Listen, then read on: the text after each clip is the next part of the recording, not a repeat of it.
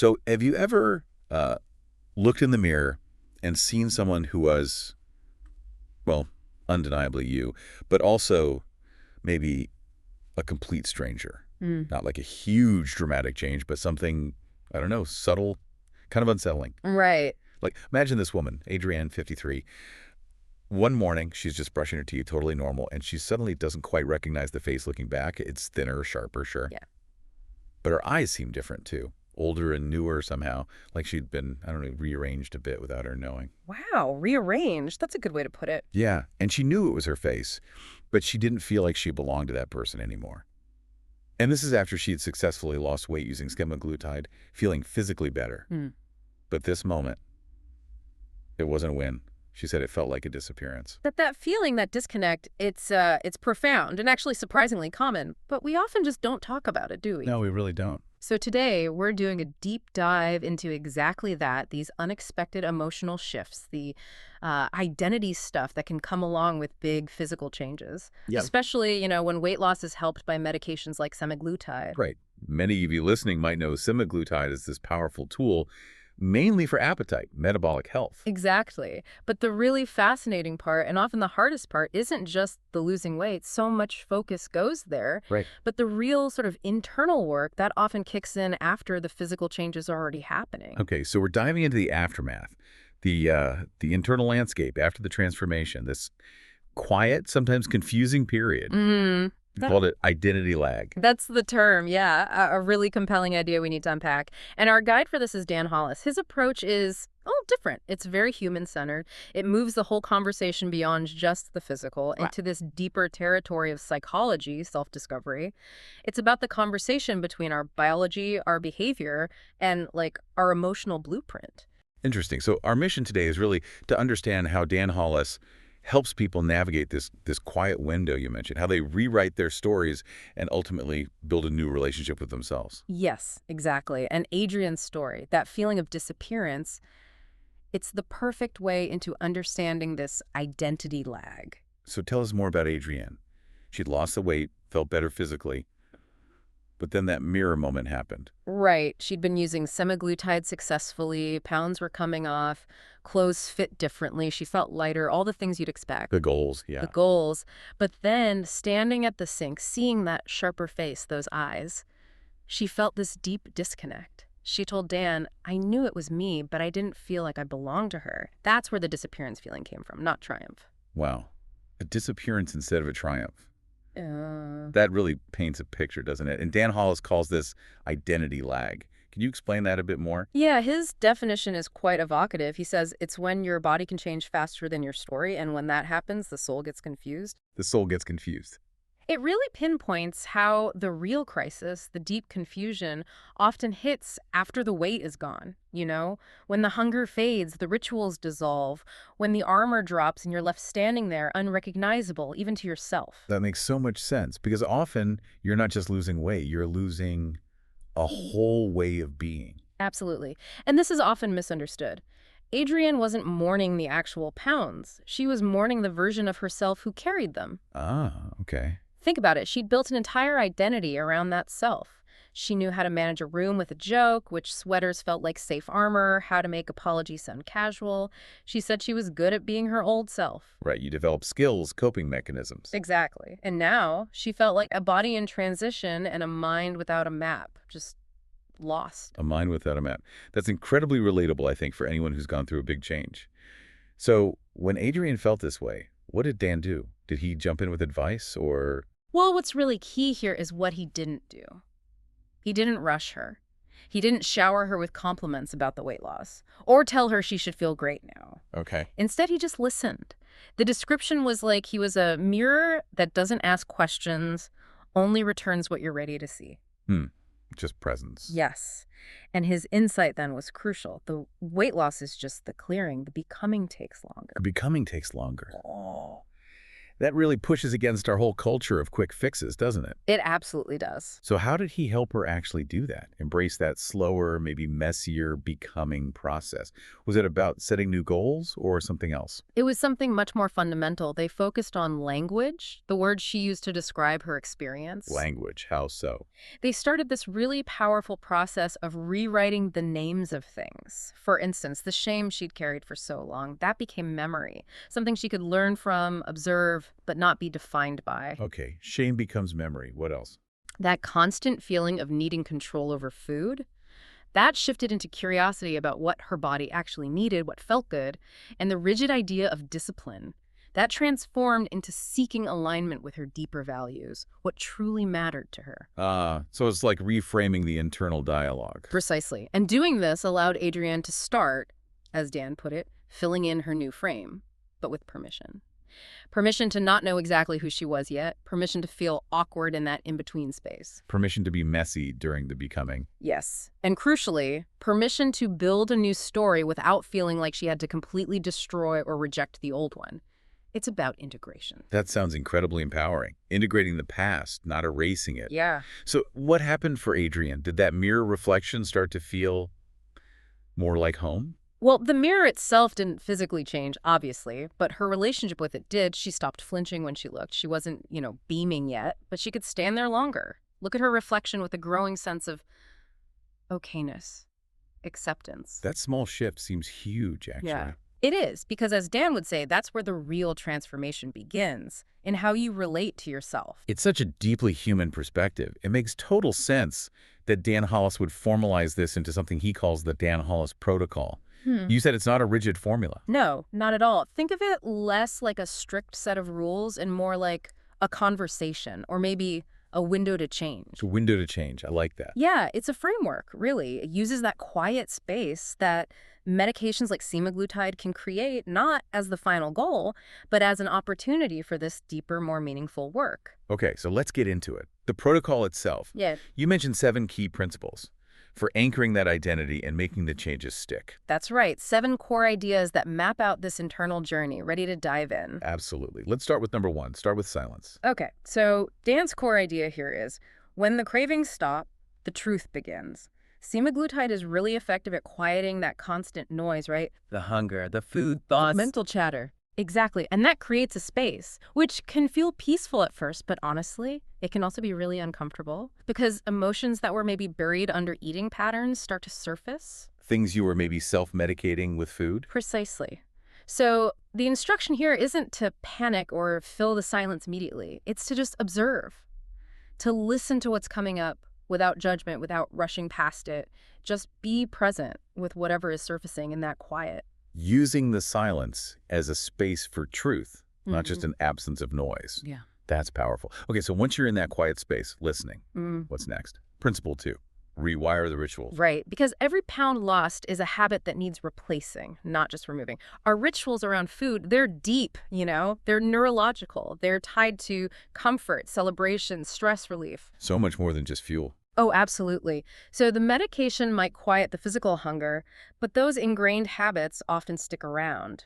The protocol emphasizes consciously building new rituals to fill those spaces. Maybe it's a daily walk, starting to journal, making time for connection, things that meet the underlying need the old food ritual was trying to meet. So semaglutide helps you see the need for new habits, but it doesn't build them for you. You have to do that part. Exactly. You have to actively engage in the rebuilding. It requires conscious effort. That makes sense. It's moving from just losing something to actively creating something new, which links perfectly to the third principle, the one that really hit home with Adrienne's story. Anchor identity before the weight drops. This one is so, so crucial. Dan says your body changes faster than your identity. That's the trap. The trap. Oh, Because the yeah. weight loss is visible, right? People notice. Yeah. But the identity work, that's mostly internal, invisible. And yet, it's arguably more important for making the change last. So what's the work there? It's actively asking yourself questions like, who am I becoming as I lose this weight? What new strengths are emerging? What ways of being feel authentic now? If you don't consciously build this new identity anchor, Your brain might pull you back. Exactly. The brain loves familiarity. It can unconsciously sabotage the physical progress because the old identity feels safer, more known, even if it wasn't serving you. Wow, I can totally see that happening, that unconscious pullback to the familiar. How do you navigate that internal resistance, especially considering the next principle? Yeah. Pace the process. Fast results aren't always best, right? Right. Fast results don't mean lasting results. Pacing is protection. Dan talks about metabolic pacing, but it's more than just the speed of weight loss. It's about giving your whole system, your body, your emotions, your psychology, time to adapt slowly. So it's not just about the body catching up, but the mind and emotions too. Absolutely. If the physical change happens too rapidly without that internal integration, it can feel destabilizing. It can lead to overwhelm, even collapse down the line because your internal self just hasn't caught up. It really is a marathon for your whole being, not just a physical sprint. The marathon for your whole being, that really emphasizes the need for time. Mm. And it makes you think about the long game. Life after the medication, which is the next principle, plan the off-ramp from day one. Yes, the real work begins after the medication. Dan starts thinking about life after semaglutide right from the very beginning. Why so early? Because his experience shows that relapse, if it happens, usually isn't about hunger roaring back. It's more often about those unaddressed emotional patterns, the behavioral stuff, resurfacing once the medication support is reduced or removed. Ah, the things the medication was helping to quiet down. Exactly. So you need to build that internal resilience, those new coping mechanisms, those new rituals while you have the medication support, preparing for that eventual transition from the start. It sounds like it's about building the capacity to manage things yourself, beyond the medication, which probably requires support, leading to Principle 6, build the scaffolding. Definitely. Support isn't optional, it's neurobiological scaffolding. This kind of deep transformation. It's rarely a solo journey. Dan stresses how vital emotional support, community, clear structure, and even the right language are. Neurobiological scaffolding. What does that mean exactly? It means these external supports literally help shape your brain and nervous system as you change. They provide safety, perspective, encouragement. He often contrasts AI, which can give you loads of information, with human connection, which provides meaning. You need both to build and sustain this new self. Information versus meaning. That's a great distinction.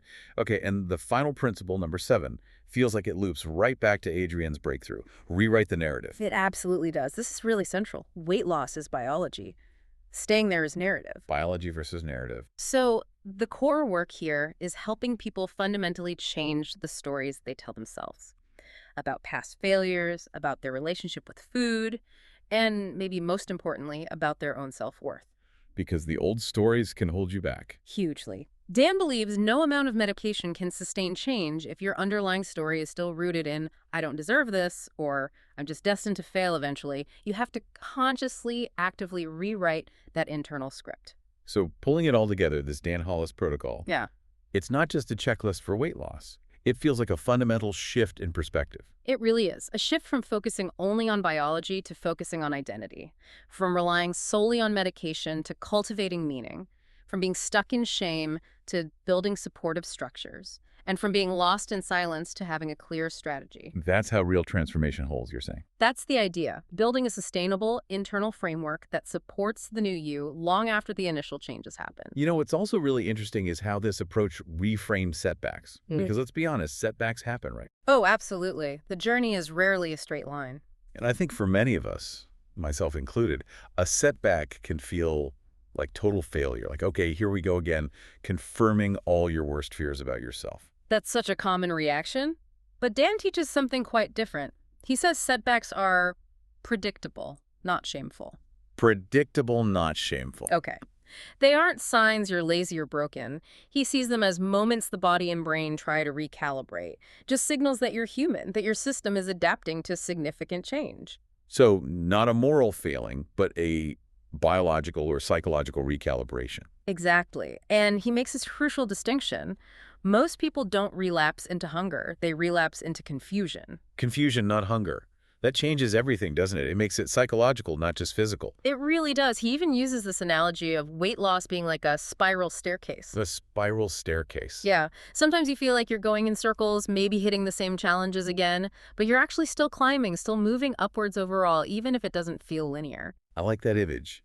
It allows for those moments that feel like steps back, without negating the overall progress.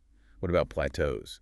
Those can feel like hitting a wall. He reframes those too. A plateau isn't a defect in you or the process. It's your body catching up. It's your metabolism asking for grace, basically pausing to integrate the changes. Asking for grace. Ah, That's a much kinder way to think about it. And old cravings, when they pop up. weakness. He calls it memory. It's just an old neural pathway lighting up, like your brain is checking, hey, does this still matter? Ah, like a little ping. Exactly. And the difference now with the work you've done, with the space semaglutide might provide, is that you have the tools and the awareness to answer differently, to choose a new response, strengthen a new pathway. So a setback or a craving doesn't mean the medication failed or you failed. It means the story you're living by, that internal narrative, might still need some updating. Precisely. Semaglutide can give you that crucial pause, that quiet space. But Dan teaches how to use that space constructively, instead of falling into self-judgment during a setback. You ask questions. Yes. You turn it into inquiry. Okay, what am I actually feeling right now? What do I genuinely need? Who do I want to become in how I respond to this? Not judgment, but curiosity and intention. That, he says, is the Dan Hollis difference. It makes room for learning, for real growth within the messiness of the journey. Making room for learning within the journey itself, that feels so much more hopeful and sustainable. So as we wrap up, what does all this mean for you listening right now? I think the biggest takeaway is that true, lasting transformation goes so much deeper than just the physical changes, the numbers on the scale. It's really about integrating a new self, learning how to belong to yourself again as you evolve. Yeah, it's an ongoing process. It really is. So Okay. if your reflection has ever felt more like a stranger than a familiar home, just remember, you're not alone in that feeling. You're just in that part of the story. Exactly. You're just in the part of the story where you learn how to belong to yourself again. This is that quiet window we talked about. Maybe the old, noisy hunger is gone, or quieter, but something else, something more honest, maybe more authentic to who you are now, is arriving. So the invitation is to let it in. Let it in and let it take its time. You're not behind schedule. You're not failing if it feels slow or confusing. You're just beginning to truly inhabit your new story.